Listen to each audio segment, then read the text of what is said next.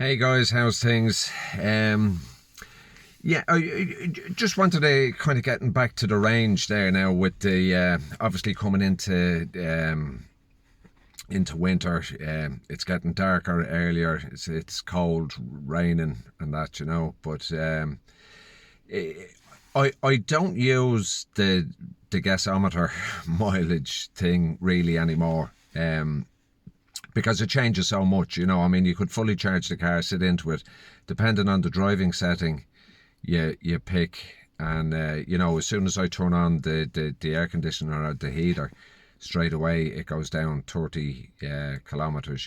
So it's kind of hit and miss, and it goes on your driving style. So just kind of, this is to anyone either new to EV or is contemplating it, that the range anxiety, as we call it.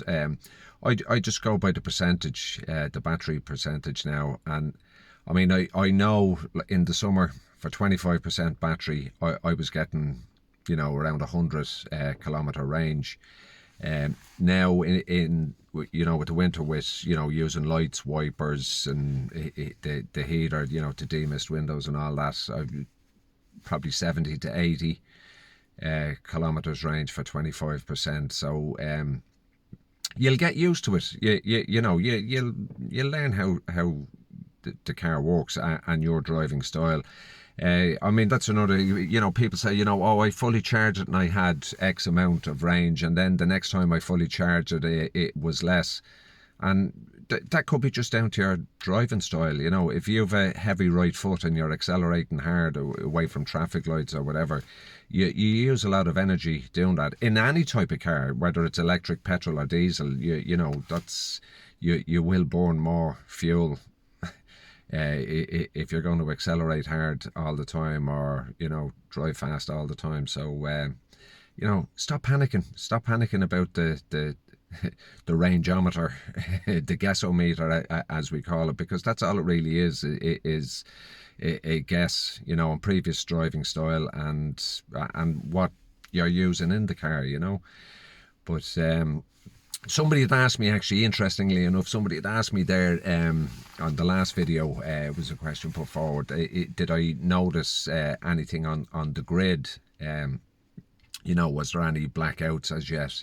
And there isn't here in Ireland. There isn't at the moment, but we are struggling to meet our electricity demands, and that's mainly down to the amount of data centres that we've let into the country. We've let too many in, and it's putting a strain on our grid.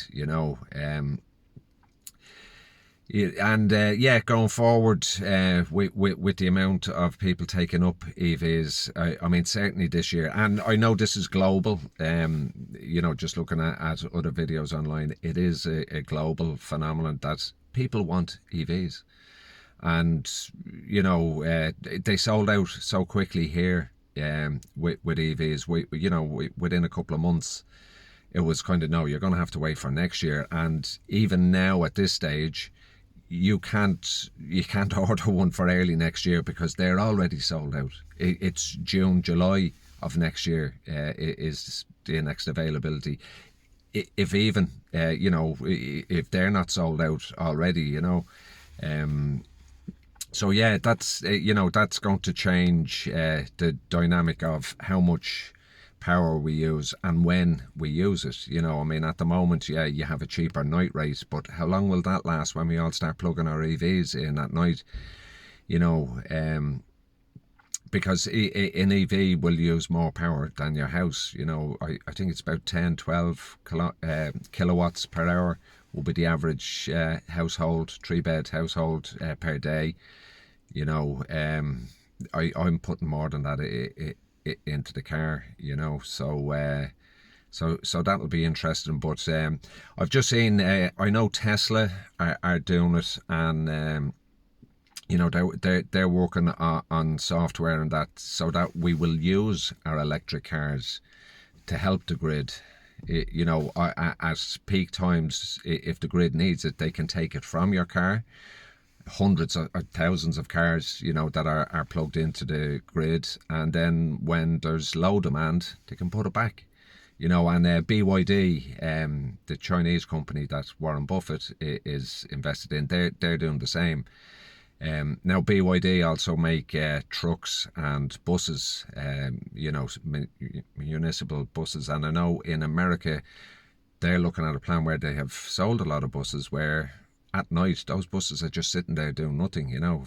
They do the school runs or whatever, and then they're parked up, and that's a battery system that could be used, at peak times, use the power from there, and then at night when everything is nice and quiet, recharge it again. So I think how we use electricity is going to change, and we're going to need more and more of it. COP26 is on, and we have to stop burning fossil fuels, but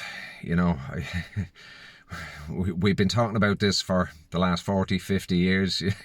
We might start doing something about it before it's not too late, if it isn't already, but who knows. But yeah, the way we use power is changing, and it's going to change drastically, I think, certainly in the next 10 years, because they want all ICE vehicles off the road.